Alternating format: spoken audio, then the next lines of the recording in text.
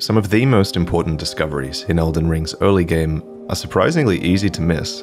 For example, one of the most valuable consumables in Elden Ring is the Flask of Wondrous Physick, which has its single charge replenished every time you rest at a grace checkpoint. That alone should earn it an esteemed place on your quick select bar, as it's the sort of thing you should try to consume for every major encounter.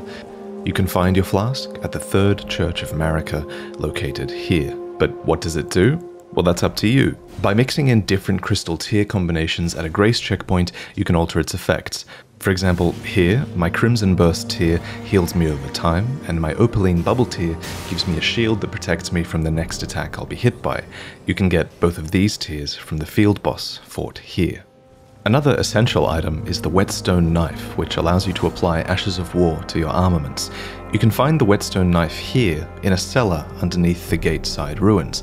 It's kind of crazy they hid like such an important item here, but with this, you can now apply Ashes of War to your weapons, and that allows you to give them new skills and new scaling options to better suit your build. If you want to quickly get a lot of Ashes of War, make sure to visit Banal during the day here at the War Master's shack. He sells an Ash of War that is perfect for you. No skill. I'm being serious though, because it's actually pretty good. What you do with this one is you apply it to a shield that has something like parry or another skill that you don't like, and by applying this to your shield, it allows your Ash of War to default to your weapons, weapon art, rather than your shields.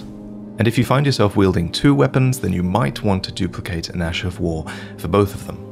To do this, you'll have to trade an item called Lost Ashes of War at the blacksmith. And you're going to want to talk to the blacksmith pretty early, since the smithing table at the Church of Ella can only get your weapons to +3, but the blacksmith can take them well beyond that. To talk to him though, we'll have to be invited to the Round Table Hold. It's hard to know exactly what triggers Melina to invite you here. I know you definitely get taken there if you defeat Margit at Stormvale Castle, but failing that, you will simply get invited just after exploring the world for a little while, and you can warp here at any time in the bottom left of your map. Defeating Margit is actually also important because he gives you your first Talisman Pouch. With each pouch you collect, you gain another talisman slot. Talismans are like rings from previous games. You only start with one slot, but in the end, you can have multiple, and they offer diverse and powerful benefits to your character. Just like talismans, your spell memorization slots are now also tied to items. So, if you want to memorize more than 2 spells at a time, then you'll need to seek out memory stones. Your first memory stone can be found at Iridis Rise, where you'll have to solve a simple puzzle in order to gain access and open the chest within. Put this in your new memory slot. The world is a lot more dangerous at night. In addition to night enemies, tons of night bosses also seem to spawn. So if you're looking for more bosses to fight and you think you might have missed some in the early game, head here, here, here, and here. You'll find some good bosses here. Now, to offset this apparent rise in world difficulty at night, in my experience, your rune acquisition at night is also boosted, and this is thanks to 3 new mechanics. The first mechanic is this. When the Erd Tree graces you with this golden rain of leaves, you've just chanced upon a really rare weather effect that buffs your character. What does this buff do? I'm not sure exactly. The icon here is that of a 4-fingered Foulfoot, which has items that increase item discovery and rune acquisition, so it's likely that this rain does something similar. Now, the official guide says that this rain increases rune acquisition by 4 to 5%, so I guess that's likely to be correct, although my testing actually revealed nothing of the sort. The only other option I can think of is that it boosts item acquisition. Whatever the case though, it's probably a good idea to farm some enemies while this buff is active, just based on the icon, if nothing else. The second thing to look out for are enemies with golden eyes. In my experience, these enemies drop 4 times the amount of runes when you kill them. So if you see an enemy with golden eyes, go out of your way. I love this mechanic. It really encourages you to take up some fights that you might just usually have run past, you know? Last but not least, be on the lookout for glowing white skulls upon the ground. Once broken apart, these will give you a golden rune consumable. They spawn in random locations and can easily be looted by trampling them with Torrent and spamming the loot button. Some folks will want to spend these runes on becoming more powerful. But that's lame, honestly. Instead, you should spend them on looking good and getting that Elden Bling. What I'm doing here is called armor alteration, where elements of some sets of armor can be changed for a small price. For example, a cloak can be added to the commoner set, and profits can be freed from the neck piece. Of course, every armor piece is different, so check it out for 500 runes and see what changes. To unlock armor alteration, you have to defeat the boss of the demi-human cave in southwestern Limgrave. When you're victorious, you'll receive the tailoring kit and a sewing needle. The tailoring kit unlocks armor alteration, but the sewing needle is actually a part of Box questline. Box questline can be started in a grove of trees located here, and I suspect his questline might lead towards more armor alteration. Now, when I started this build, I wanted to be a glorious, faithful kind of Valkyrie character. Then I found a black crossbow, a spell that casts darkness, and an evil-looking flail. These things were way too edgy for me. But luckily, in Elden Ring, you can change your character's appearance to better suit your build, so that's what I did. It's easy to miss, but in Fear's room at Round Table Hold, go up to this mirror. This is the clouded mirror stand. Here, you'll be able to return to the character creation screen and change everything except your starting stats and keepsake, of course.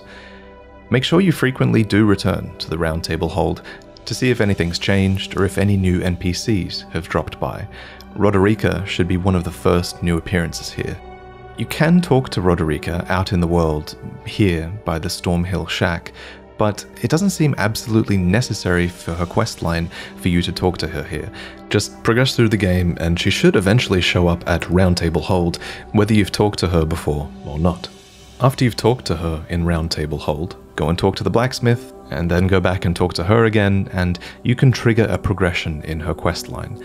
After reloading the area, she will have found her purpose as a spirit tuner, someone who you should return to frequently to upgrade the strength of your favorite phantoms.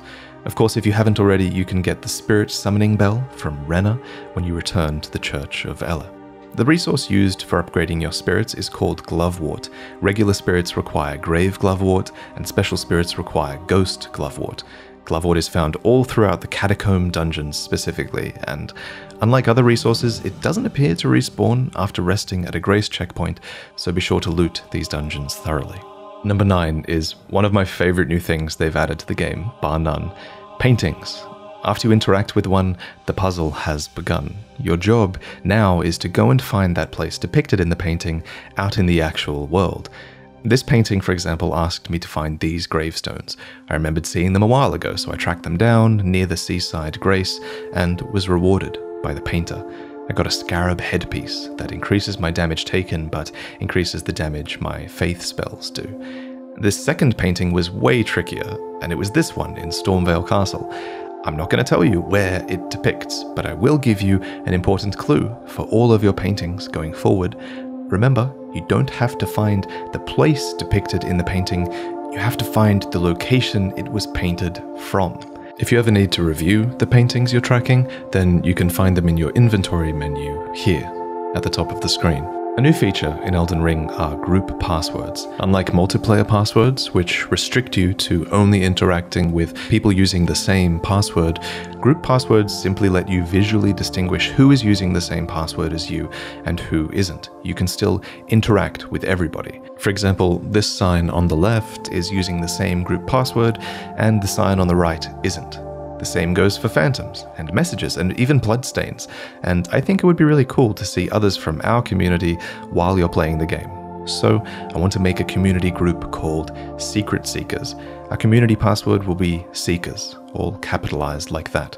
As a Secret Seeker, it's your job to drop your gold summon sign or a message and guide others to a secret, whether that's a dungeon or a hidden path nearby. If you're happy with the message, then upvote it.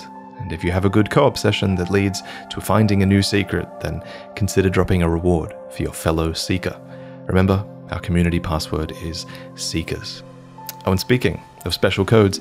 If you go to audible.com/VaatiVidya or text VaatiVidya to 500 500, then you can claim your free 30-day Audible trial and get full access to thousands and thousands of all-you-can-listen audiobooks, original entertainment, and podcasts included in the Plus catalog.